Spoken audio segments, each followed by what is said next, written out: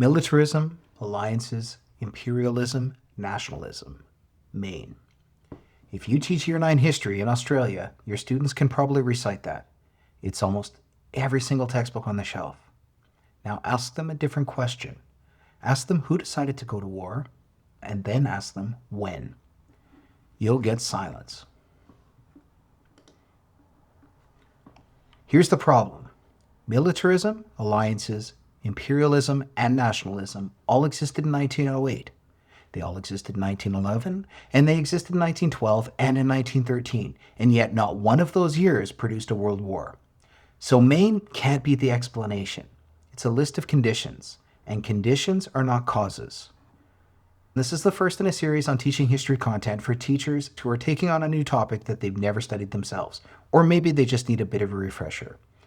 The next 10 or so minutes will be to teach you what you actually need to teach the causes of First World War, and framing it in a way that will lift your students' writing almost immediately. Let's be precise about what the curriculum actually asks for.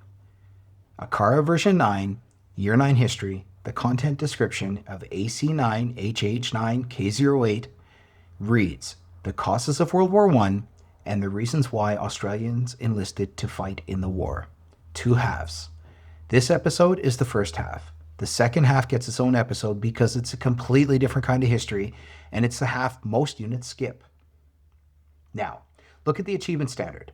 By the end of Year 9, students explain the causes and effects of events, developments and turning points and movements. Explain, not identify, not list, explain. And this is where Maine stops being a pure subjection and becomes an assessment problem.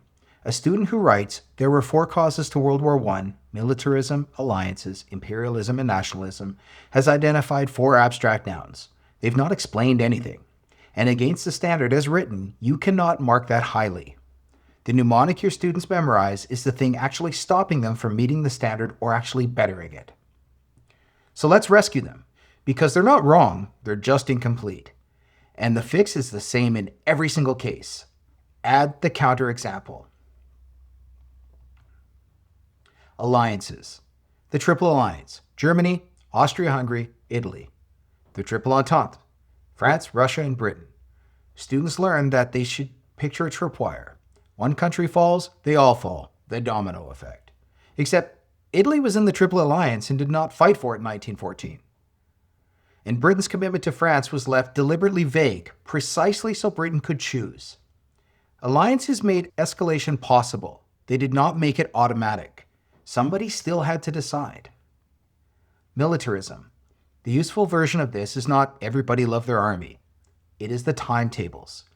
German war planning assumed that they had to defeat France quickly before Russia could fully mobilize. That assumption turned a diplomatic crisis into a clock. And once mobilization began, the generals told the politicians it could not be halted without wrecking the entire plan. That's militarism doing the real work. Not flags, not parades, railway schedules. Imperialism. This is what you need to add. The near misses. Morocco, 1905. Morocco again, 1911. The Balkan Wars, 1912 to 1913. Serious crises, all of them, between the same powers over the same rivalries. All of them resolved without a general war. Teach those because they are evidence that 1914 was not inevitable. Nationalism. This one word is doing 2 completely different jobs. There is great power chauvinism in Berlin, Paris, and London. And then there is the nationalism of subjected peoples inside the Austro-Hungarian and Ottoman empires. That second one is what Serbia and Bosnia are all about. Collapse them into a single word and your students lose the entire Balkan context, and the assassination arrives out of nowhere. Every one of those conditions has already failed to produce a war repeatedly. That is the point. Something else has to explain 1914. That something else is 5 weeks in the middle of 1914. The 28th of June, Archduke Franz Ferdinand, heir to the Austro-Hungarian throne, is shot in Sarajevo by Gavrilo Princip, a Bosnian Serb, member of the Black Hand. The 5th and 6th of July, Germany tells Austria-Hungary it will support them whatever action it takes against Serbia. This is known as the blank check. The 23rd of July, Austria delivers an ultimatum to Serbia. 48 hours to comply. The terms are written to be rejected. 25th of July, Serbia accepts almost all of it. Almost. Austria breaks off relations anyway. 28th of July, Austria-Hungary declares war on Serbia. 30th July, Russia orders general mobilization. The 1st of August, Germany declares war on Russia. 3rd of August, Germany declares war on France. 4th of August, Germany invades Belgium. Britain declares war on Germany. 5 weeks, a few dozen men in 5 or 6 capital cities across Europe, and every one of those steps was a choice made by a person with a name who could have chosen otherwise. This is your casual engine, not 4 abstract nouns, 38 days of decisions. And notice something. The assassination is on the 28th of June. The first declaration of war is a month later. If the assassination caused the war, what was everybody doing for 4 weeks? It didn't cause the war, it started a crisis. What caused the war was what people chose to do with that crisis. Now, the part most classrooms completely leave out is historians do not agree about all of this. In 1919, Article 231 of the Treaty of Versailles assigns responsibility to Germany and her allies. That was a political settlement, not a historical finding, and it shaped how the question was argued for the next 40 years. In 1961, Fritz Fischer, a German historian, argues that Germany deliberately pursued continental dominance and carries primary responsibility. He denotes a national consensus, and in Germany, the argument becomes extremely personal. 2012, Christopher Clark publishes The Sleepwalkers, and he redistributes responsibility across all powers. His decision makers are watchful, calculating men who nonetheless cannot see what they are about to bring the entire world into. And it's not stopped. Annika Mombauer has written about the debate itself, which is honestly the single most useful thing you as a Year 9 history teacher can read about this subject, because it explains why the answers keep changing. More than a century on, professional historians still disagree about who was responsible.